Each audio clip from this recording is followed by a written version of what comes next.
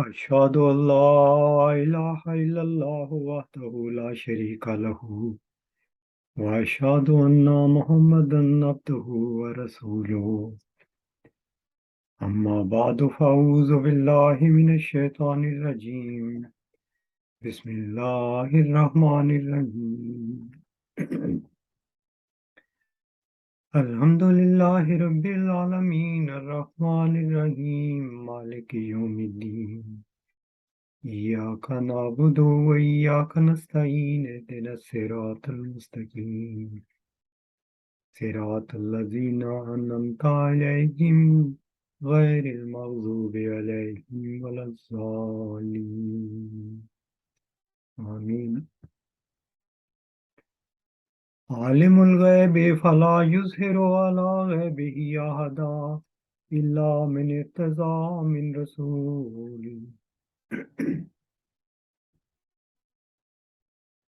قرآن کریم نے رسول ہونے کی ایک مرکزی علامت یہ بتائی ہے کہ اللہ غیب کی خبریں اپنے بندے کو دیتا ہے، اور اس ضمن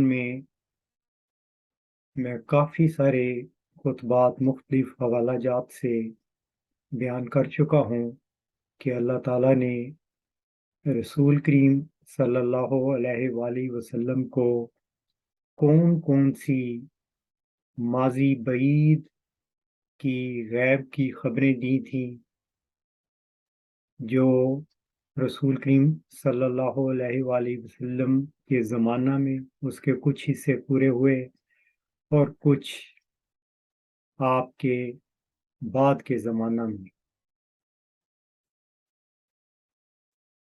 اسی بنیاد پر کہ خدا غیب کی خبریں دیتا ہے، میں آج حضرت مرزا غلام احمد قادیانی علیہ السلام کی غیب کی دی گئی خبروں میں سے ایک خبر پر کچھ بیان کرنے کی کوشش کروں گا، اور یہ غیب کی وہ خبر ہے جو ہمارے اس زمانہ سے تعلق رکھتی ہے جس میں ہم زندہ ہیں، موجود ہیں، اور ہم اپنی آنکھوں کے سامنے وہ واقعات دیکھ رہے ہیں۔ یہ خبر بہت سے پہلو رکھتی ہے۔ سب سے پہلے یہ غیب کی خبر آپ کو اس وقت دی گئی جبکہ آپ کا اپنا دعوی مسیح ہونے کا نہیں تھا۔ غالباً 1881 یا 82 میں آپ کو یہ خبر دی گئی، اِنَّا نُبَشِّرُکَ بِغُلَامٍ حَسِین، ہم تجھے ایک حسین غلام کی خبر دیتے ہیں۔ پھر جب رسول کریم صلی اللہ علیہ وآلہ وسلم کی صداقت کا عالمگیر نشان مانگنے کے لیے آپ نے چلہ کشی کی، تو وہاں پر بھی آپ کو یہ خبر دی گئی کہ ایک ذکی غلام تجھے ملے گا۔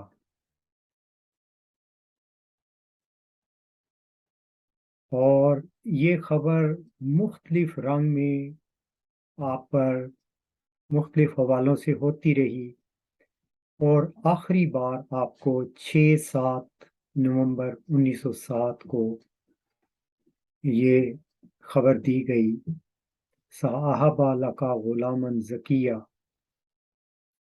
رَبِّ هَبْ لِي ذُرِّيَّةً طَيِّبَةً اِنَّا نُبَشِّرُکَ بِغُلَامٍ اسْمُهُ یحییٰ۔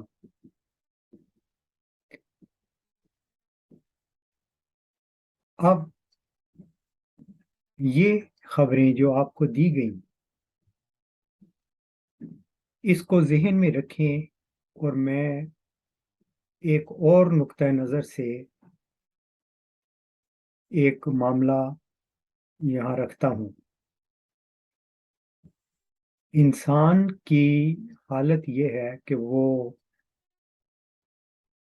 غفلت میں یا جو آباء و اجداد کی روایات ہوتی ہیں اس پر چلتا رہتا ہے اور اسی کو زندگی کا مقصد سمجھتا ہے، جبکہ وہ اس مقصد سے ہٹ گیا ہوتا ہے جو خالق نے جس کے لیے اس کو پیدا کیا ہوتا ہے، اور اکثر اس کو محسوس بھی نہیں ہوتا کہ میں اس راہ سے ہٹ چکا ہوں، اور وہ اپنی دانست میں سمجھتا ہے کہ میں شاید اپنے خالق کے ہی راستے پہ چل رہا ہوں۔ قوموں کی مذہبی تاریخ اس پر گواہ ہے۔ یہود بھی یہی سمجھتے ہیں کہ وہ خدا کے خاص بندے ہیں، اس کی خاص قوم ہے، اس کے پسندیدہ ہیں، مگر انہوں نے کیا حضرت عیسیٰ کی آمد کے وقت وہ نمونہ دکھایا تھا؟ بلکہ خدا نے جس شخص کو اس زمانہ میں غیب کی خبریں دے کے اپنی طرف سے ایک نشان بھیجا تھا، اس کا انہوں نے نہ صرف انکار کیا بلکہ شدید مخالفت کی اور اس شخص کو صلیب تک پہنچا دیا۔ پھر انہی قوموں نے آنے والے ایک موعود وجود کو یعنی رسول کریم صلی اللہ علیہ وسلم کا انکار کیا، اور یہ دونوں مذہبی جماعتیں اپنے آپ کو حق پر سمجھتی تھیں۔ اب رسول کریم صلی اللہ علیہ وآلہ وسلم کی آمد یا جو بھی معمور من اللہ آتا ہے وہ قوموں کو زندہ کرنے آتا ہے، اور زندگی اس کے علاوہ کوئی اس کی تعریف نہیں کہ انسان وہ اعمال کرے جس کے کرنے کے لیے اسے پیدا کیا گیا ہے۔ اگر وہ ایسے اعمال نہیں کرتا تو اس کو مردہ کہا گیا ہے قرآنی تعریف کی روح سے۔ قرآن کریم میں سورت فاطر میں اللہ تعالیٰ فرماتا ہے وَمَا يَسْتَوِي الْأَحْيَاءُ وَلَا الْأَمْوَاتُ إِنَّ اللَّهَ يُسْمِعُ مَن يَشَاءُ وَمَا أَنْتَ بِمُسْمِعٍ مَن فِي الْقُبُورِ۔ اس کا مطلب یہ ہے کہ زندہ اور مردہ برابر نہیں ہے۔ اللہ تعالیٰ جسے چاہتا ہے سناتا ہے، اور تو ان کو نہیں سنا سکتا جو قبروں میں ہیں، یعنی رسول کریم صلی اللہ علیہ وآلہ وسلم کو مخاطب کر کے فرمایا گیا ہے۔ تو یہ اللہ تعالیٰ جانتا ہے کہ کون ہدایت کو قبول کرے گا اور زندہ ہو جائے گا، اور یہ جب میں کہتا ہوں کہ کون ہدایت کو قبول کرے گا اور زندہ ہو جائے گا، زندہ وہی ہوگا جو مامور من اللہ کی باتوں کو سنے گا، کیونکہ وہ چیز پیش کرے گا جو خالق نے جس کا اظہار کیا ہوگا اس پر۔ سورت انفال میں آتا ہے کہ اللہ اور اس کے رسول کی بات سنو جب وہ تمہیں زندہ کرنے کے لیے بلائے۔ یہ بھی ایک ثبوت ہے کہ جیسے ہم حضرت ابراہیم علیہ السلام کا واقعہ آتا ہے کہ 4 پرندوں کو لے اور ان کو چاروں جانب رکھتے، پھر ان کو بلا، وہ تیری طرف دوڑتے ہوئے آئیں گے، تیزی سے آئیں گے۔ یہ جو بلانے والے کی آواز پہ چلتے اس کی طرف چلے آنا، دوڑتے آنا، یہ زندگی ہے، کیونکہ وہاں پر بھی حضرت ابراہیم نے سوال یہی کیا تھا رب آرنی کیفا تحیی الموتی، تو مردے کو کیسا زندہ کرتا ہے؟ تو یہ جواب اللہ نے دیا تھا کہ اس طرح پرندوں کو لے، ان کو اپنے ساتھ سجا لے، پھر ان کو مختلف جانب رکھ اور ان کو بلا، وہ تیری طرف دوڑتے ہوئے آئیں گے۔ تو جب رسول یا مامور من اللہ، جس کا مقصد ہی اللہ تعالیٰ کی طرف بلانا ہے، وہ جب بلائے گا تو جو بھی اس کی آواز پر آمنا و صدقنا کہے گا وہ زندہ ہے، اور جو اس کی آواز کو نہیں سنے گا وہ مردہ ہے۔ اب اسی صورتحال میں ہم دیکھتے ہیں کہ یہ جو سورت فاطر میں کہا گیا تھا کہ تو ان کو نہیں سنا سکتا جو قبروں میں ہیں، تو ہم یہ دیکھتے ہیں کہ کیا رسول کریم صلی اللہ علیہ وآلہ وسلم کے بعد ایک بڑی قادور روحانی شخصیت جن کو کثرت سے غیب کا علم دیا گیا تھا، کیا ان کی پکار پر بھی قوم زندہ ہوئی تھی؟ نہیں، بلکہ بہت تھوڑے لوگ ہیں جن کو ہم سعید روح کہتے ہیں، جنہوں نے مرزا صاحب کو مانا۔ اور اللہ تعالیٰ نے آپ کو یہ بھی خیر سے خبر دی تھی کہ دنیا میں ایک نذیر آیا اور دنیا نے اسے قبول نہیں کیا، خدا اسے قبول کرے گا اور بڑے زور آور حملوں سے اس کی سچائی ظاہر کرے گا۔ یہ بات بھی بتاتی ہے کہ دنیا نے اسے قبول نہیں کرنا تھا سوائے چاند سعید روحوں کے۔ تو کیا وہ جو مردے زندہ ہونے تھے وہ آپ کے زمانہ میں ہوئے؟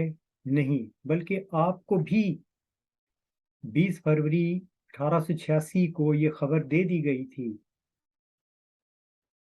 کہ جس عالمگیر نشان کی تو دعا کرتا ہے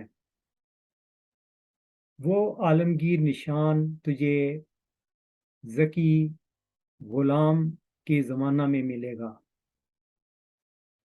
تا وہ جو قبروں میں دبے پڑے ہیں باہر آویں۔ اللہ تعالیٰ نے رسول کریم صلی اللہ علیہ وآلہ وسلم کو بھی یہی فرمایا تھا کہ تو ان کو جو قبروں میں ہیں نہیں سنا سکتا۔ دوسرے لفظوں میں یہی بات مرزا صاحب علیہ السلام کو کہی گئی کہ تیرے زمانے میں بھی یہ مردے قبروں سے نہیں نکلیں گے،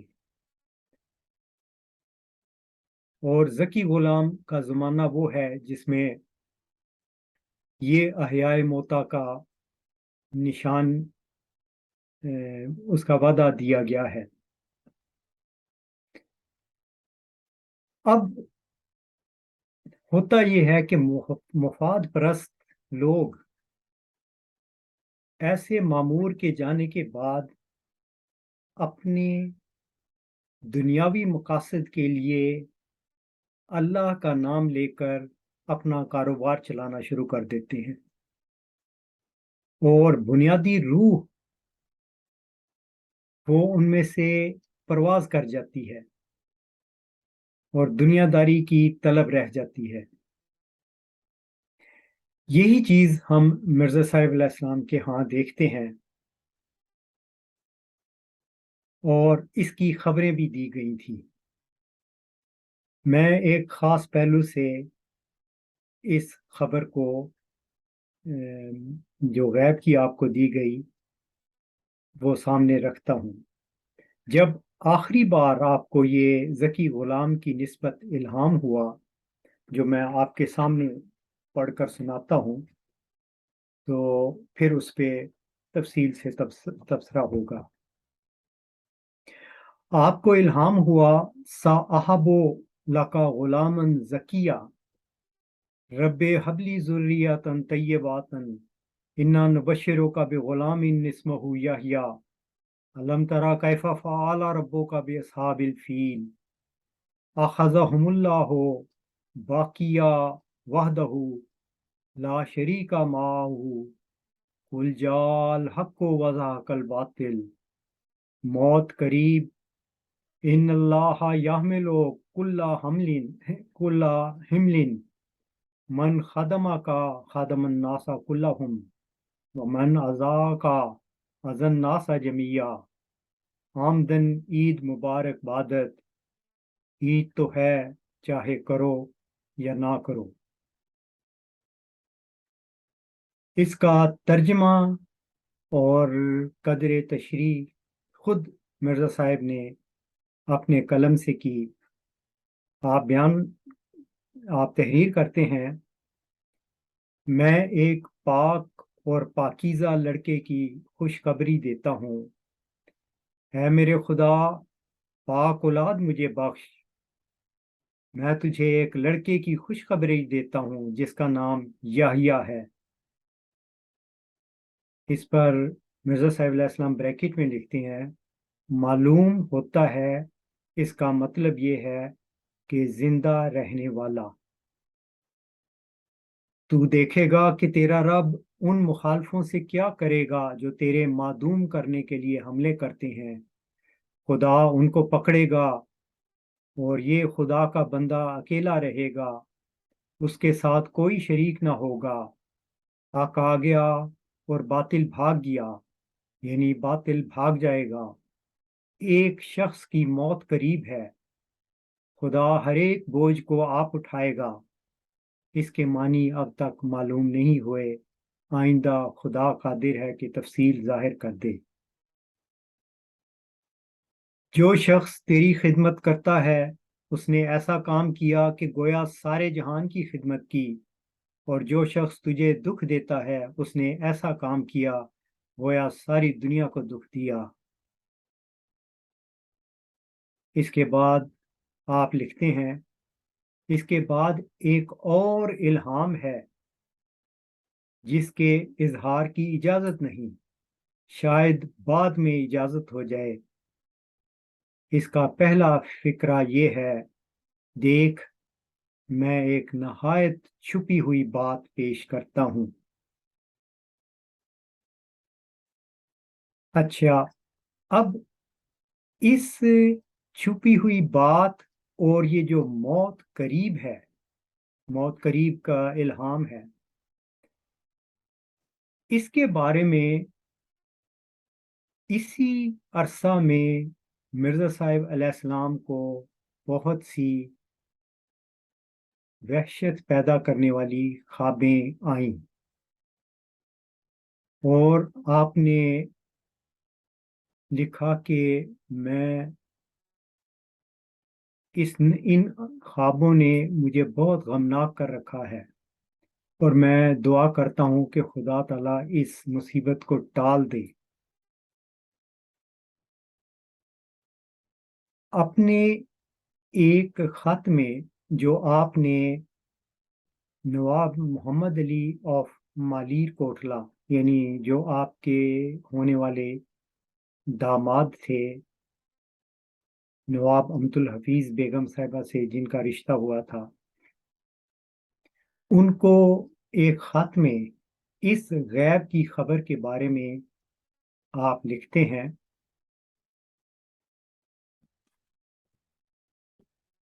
دوسرے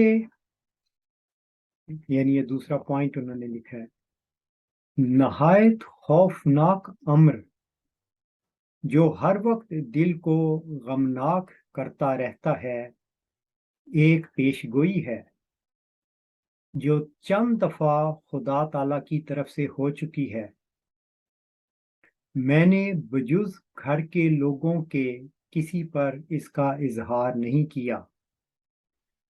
اس پیشگوئی کے ایک حصے کا حادثہ ہم میں اور آپ میں مشترک ہے، یعنی نواب محمد علی صاحب کے گھرانے سے اور حضرت مسیح موعود علیہ السلام کے گھرانے میں مشترک حادثہ ہے۔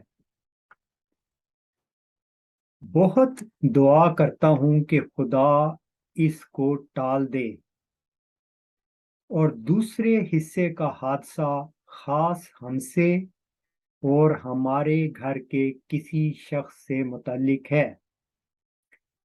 یہ بھی الہام کسی حصہ کی نسبت ہے کہ 27 تاریخ کو وہ واقعہ ہوگا، معلوم نہیں کس مہینہ کی تاریخ اور کون سا سن ہے۔ اخبار میں نے چھپوا دیا ہے اور آپ کو معلوم ہوگا کہ شاید 1 مہینہ کے قریب ہو گیا ہے کہ میں نے ایک الہام اخبار میں صرف اشارہ کے طور پر چھپوایا تھا، جس کی یہ عبارت تھی کہ ایک نہایت چھپی ہوئی خبر پیش کرتا ہوں۔ دراصل وہ خبر انہی حوادث کے متعلق ہے۔ یہ بھی دیکھا کہ گھر میں ہمارے ایک بکرا ذبح کیا ہوا، کھال اتاری ہوئی ایک جگہ لٹک رہا ہے، پھر دیکھا کہ ایک ران لٹک رہی ہے۔ یہ سب بعض موتوں کی طرف اشارات ہیں۔ میں دعا کر رہا ہوں۔ وسلام، مرزا غلام احمد۔ اس زمانہ میں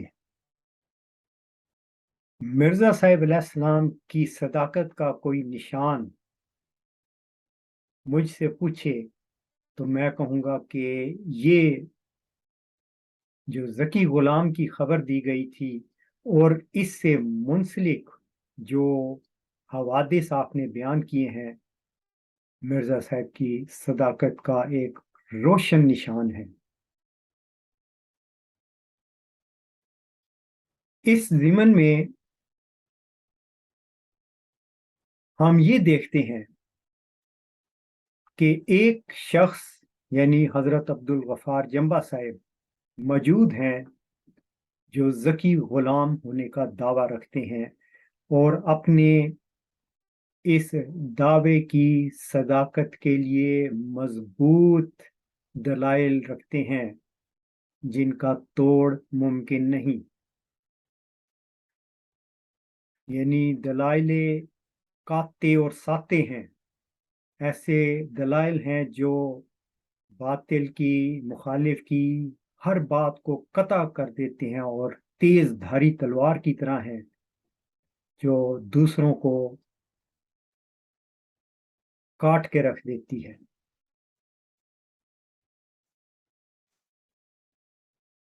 پھر یہ جو موت قریب ہے، میں صرف اس حصے کی طرف آ جاتا ہوں جس کے بارے میں آپ نے بتایا کہ حوادث ہیں جو نواب محمد علی آف مالیر کوٹلہ کے گھر اور آپ کے گھر سے تعلق رکھتے ہیں،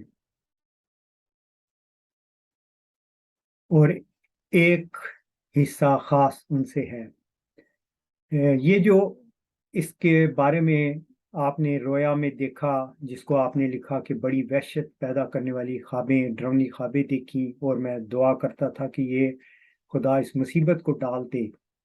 اس کے بارے میں انہوں نے اخبار میں جو الحکم میں خبر شائع کی تھی اس میں لکھا تھا کہ میں نے ایک گوسفند مسلوخ دیکھا، یعنی ایک دمبا دیکھا جس کی کھال اتری ہوئی ہے۔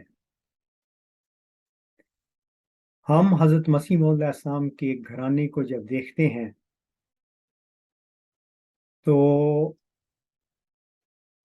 پہلی موت جو میں دیکھتا ہوں وہ خود آپ کا بیٹا مرزا بشیر الدین محمود صاحب ہیں، جس نے اللہ تعالی کی طرف لے جانے والے اعمال سے انسان کو بہکا دیا۔ ایسی باتیں مرزا صاحب کی طرف منسوب کر دی گئیں جو کہ آپ نے کی ہی نہیں تھی۔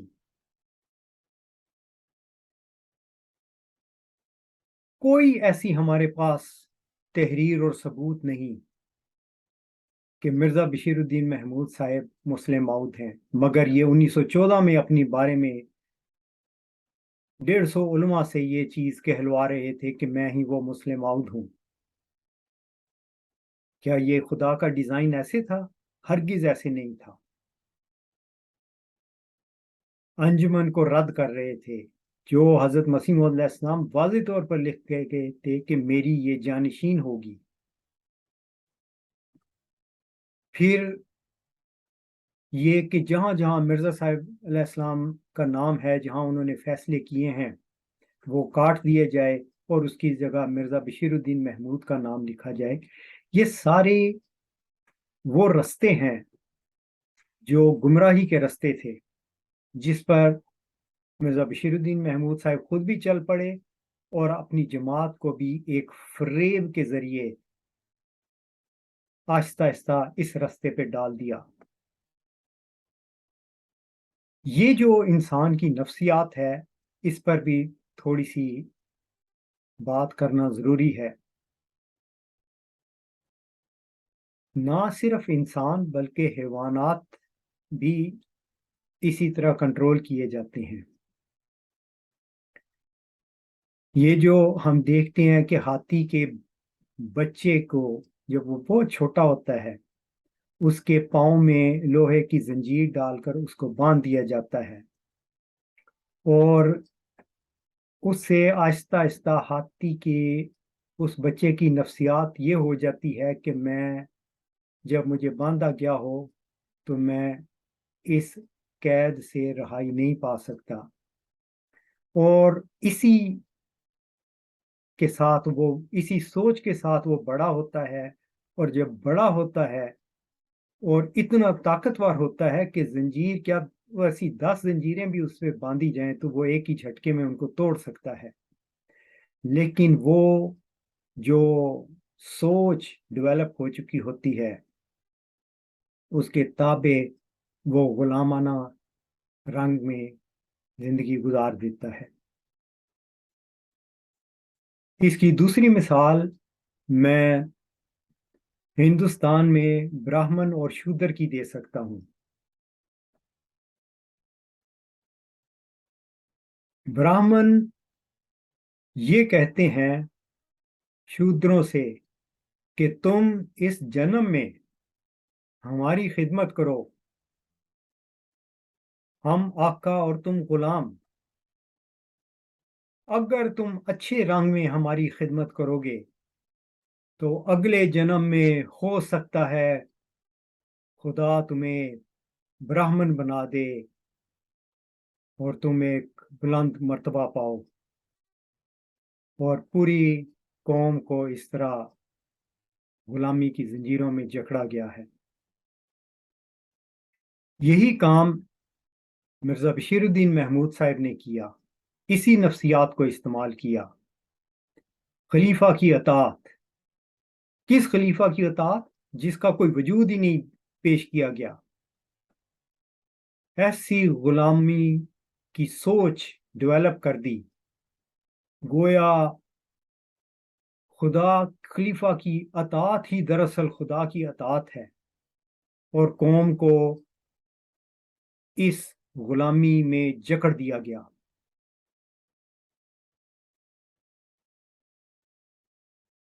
اب یہاں پر بھی ایک چیز نہایت توجہ طلب ہے، وہ ہے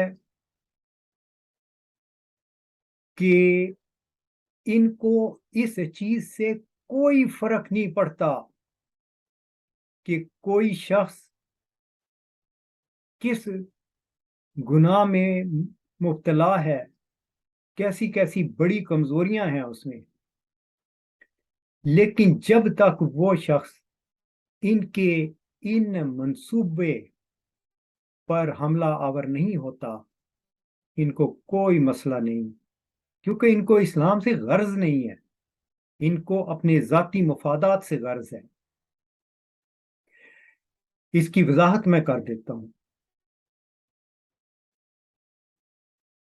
کہ ہمارے سامنے یہ جو پیش گوئی میں نے رکھی ہے، جس کا مرزا صاحب علیہ السلام نے نواب محمد علی آف مالیر کوٹلہ صاحب کو لکھا تھا کہ اس کا ایک حادثہ ہم میں اور تمہارے گھرانے میں مشترک ہے. ہم دیکھتے ہیں کہ نواب امت الحفیظ بیگم صاحبہ کی بیٹی کی شادی مرزا ناصر احمد صاحب سے ہوئی، جس کے وطن سے آگے لقمان جیسا بندہ پیدا ہوا، اور آج نداء النصر ان کی بیٹی اپنے باپ پر بہیمانہ الزام لگا رہی ہے۔ اب اس کے دو پہلو ہیں، دونوں پہلو سے ہی دیکھ لیں تو یہ چیز کتنی بھیانک ہے۔ اگر بیٹی جھوٹ بول رہی ہے تو کس خاندان کی ہے؟ اور اگر باپ اس گھنونے افعال کا کرنے والا ہے تو کس خاندان سے ہے؟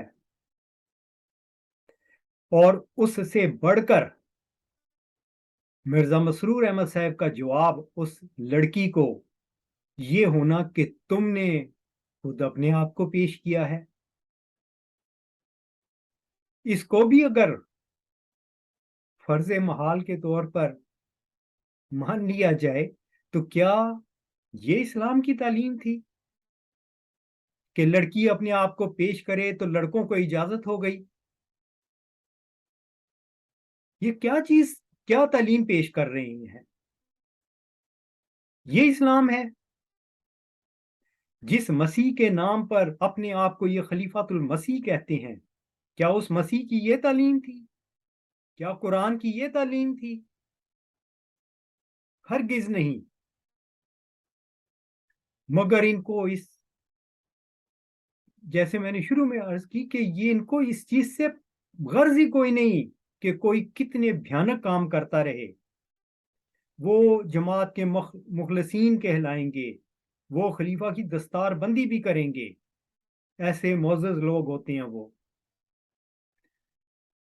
لیکن اس کا دوسرا پہلو دیکھیں، جو میں کہتا ہوں کہ انہوں نے جو جال پھیلایا ہوا ہے انسان کو غلام بنانے کا، اس پر کوئی بنیادی سوال کر دے، جیسے کہ میں نے ان کے سامنے سوال کیا تھا، ایک سوال کیا تھا کہ جماعت کا موقف مجددین کے بارے میں کیا ہے، تو یہ ایک اتنا بڑا جرم تھا کیونکہ ان کی دم کے اوپر پاؤں آ چکا تھا، یہ بے نقاب ہوتے تھے۔ تو اس لیے اس پر سارا نظام متحرک ہو جاتا ہے، اس کا اخراج کر دو، اس نے اتنا بڑا گناہ کیا کہ ایک سوال کر دیا کہ جماعت کا موقف کیا ہے مجددین کے بارے میں۔ یہ تو گناہ عظیم ہے جو اس شخص نے کر دیا، اس کا مقاطعہ کرو، جماعت کا کوئی شخص اس سے نہ ملے، اس کا اخراج کر دو، یہ جماعت کی کسی خوشی غمی میں ہرگز شامل نہیں ہو سکتا، یہ اپنے قریبی رشتہ داروں کی شادیوں میں بھی جائے، اگر یہ وہاں آ جائے تو پوری جماعت کا فرض ہے کہ وہاں سے اٹھ کر چلی جائے۔ یعنی یہ اتنا بڑا میں نے جرم کیا تھا کہ سوال کر دیا کہ جماعت کا موقف کیا ہے مجددین کے بارے میں۔ ان کے رشتے توڑ دو، قطع تعلق کر لو، منہ سے نعرے لگاؤ لو فار آل ہیٹڈ فار نان، اور کام اس طرح کے دکھاؤ۔ تو یہ رویے بتاتے ہیں کہ ان کے جرائم کیا ہیں، کیونکہ ایسے سوال کرنے والے لوگ جو بالکل حق پر سوال اٹھاتے ہیں، حق بات کا سوال اٹھاتے ہیں، جہاں پر ان کی کلی کھلتی ہے تو وہاں پہ نظام جماعت حرکت میں آتا ہے۔ باقی وہ زناکاری میں ملوث ہوں، چوریاں کریں، حکومتوں سے بے ایمانی کریں، ان کو کوئی اس سے غرض نہیں۔ اور اس کی بہترین مثال میں نے دی ہے نداء النصر کا واقعہ۔ کیا انہوں نے کوئی ایکشن لیا؟ ان عہدیداران پر جن کی نشاندہی نداء النصر صاحبہ نے کی تھی؟ کچھ بھی نہیں، خاموش۔ کیوں خاموش ہیں؟ منہ سے کہتی ہیں ہم خلیفہ آف اسلام ہیں، اور یہ کام کیا ہے؟ تو پھر میں لوٹ کر آتا ہوں اس بات کی طرف کہ اس زمانہ میں جو غیب کی خبریں مامور من اللہ کو دی تھیں، جو کہ اللہ تعالیٰ کی ہستی کی دلیل ہوتے ہیں، ہماری آنکھوں کے سامنے یہ واقعات ہو رہے ہیں، جو نہ صرف مرزا صاحب علیہ السلام کی صداقت کی بھی دلیل ہیں، جو قرآن کے بیان کی بھی صداقت کی دلیل ہیں، یعنی حضرت مسیح علیہ السلام نے جو نشان مانگا تھا وہ پورا ہو رہا ہے، اور خود اللہ کی ہستی کا ثبوت ہیں۔ تو ہر غور کرنے والے کو ان چیزوں پہ غور کرنا چاہیے کہ کیا ہو رہا ہے۔ ہم وہ لوگ ہیں جن کے آباء و اجداد نے 1400 سال کی تاریکی کے سفر میں گزرتے ہوئے ہمارے آباء و اجداد نے مرزا صاحب کو مانا تھا، مامور من اللہ کی باتوں کو سمجھا تھا، اور اللہ تعالیٰ کی ہستی پر ایمان لائے تھے۔ وہی قوم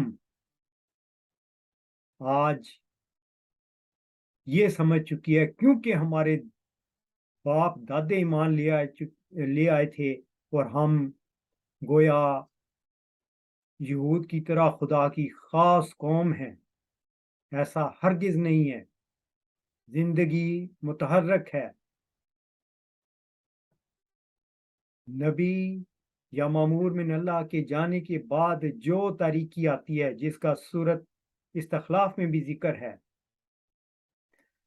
وہ ایک خوف کا زمانہ ہوتا ہے، اور وہ زمانہ اس وقت دور ہوتا ہے جب خدا پھر کسی شخص پر روح القدس کی تائید سے غیب کی خبریں دیکھ کے سچائیاں سامنے لاتا ہے،